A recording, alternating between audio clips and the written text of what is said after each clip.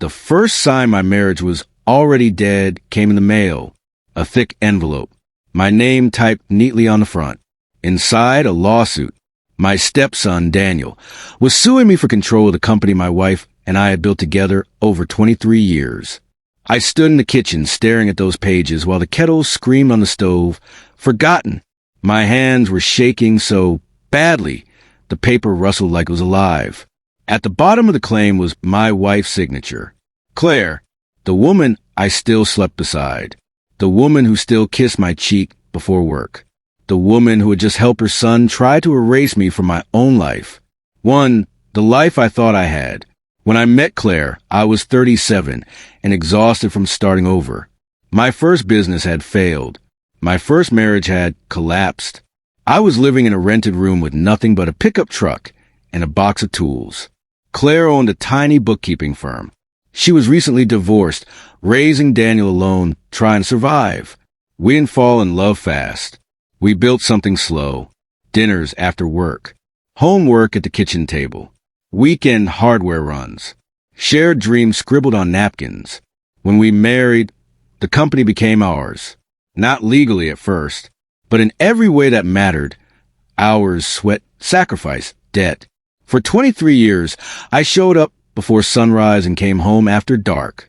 I paid Daniel's tuition, his braces, his car, his wedding. I was his father in every way except blood, or so I believed. 2. The cracks I ignored. The last 2 years, Claire changed. She guarded her phone. She held meetings without me. She moved money quietly.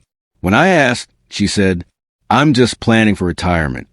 I trusted her. I always trusted her. That trust cost me everything. 3. The lawsuit. The lawsuit claimed, defendant has no rightful ownership interest in the company and unlawfully obtained access to corporate assets. They were trying to rewrite my entire life. When I confronted Claire that night, she didn't deny it. She sat on the edge of the bed and said softly, "Daniel deserves what I built." I whispered, "We built it." She looked away. "You don't understand. He's my son." In that moment, I realized I was never family. I was labor. 4. Betrayal in slow motion. For weeks, I lived in the same house with a woman who had already left me. We spoke about groceries, weather, appointments, never about the knife between my ribs. Daniel wouldn't return my calls. Then his lawyer scheduled the first hearing. 5. The courtroom. The courtroom smelled like old paper and cold coffee. Daniel sat across from me, wouldn't meet my eyes. Claire sat behind him. Her face was blank. Their lawyer, Mr. Hargrove, began confidently. He listed documents, corporate filings, account records. Then the judge turned to me. "Mr. Walker, your response?" I stood. I pulled a thick folder from my briefcase. "Before my attorney speaks, I'd like to submit evidence of ownership contributions." Hargrove smirked. Then I opened the folder. Inside were 23 years of tax returns, partnership agreements, bank transfers, emails from Claire acknowledging me as co-founder, handwritten notes where she thanked me for saving the company, photos of construction I personally financed, loan documents in my name alone. The courtroom went silent. Hargrove's smile vanished. His face literally drained. He flipped through the documents faster and faster. "Where did you get this?" I said calmly, "From my life." Claire finally looked at me, and for the first time in years, she looked afraid. 6. The truth comes out. During testimony, emails were read aloud. Claire's messages. I couldn't have done this without him. He owns half of everything. This is our company. Daniel's lawyer had no response. The judge postponed the case and ordered mediation.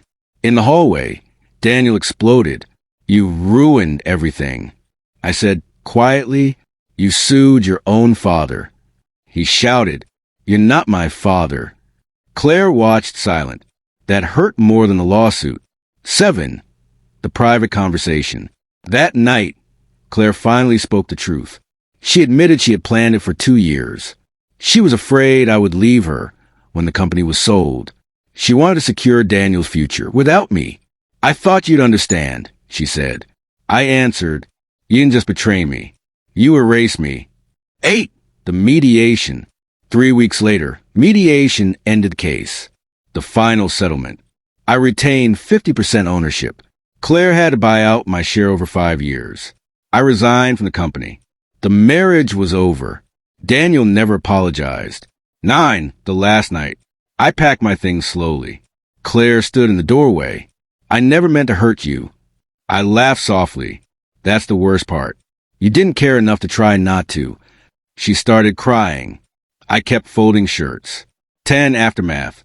The divorce finalized 6 months later. I moved to a small house near the lake. Some mornings I wake up expecting to hear her coffee machine.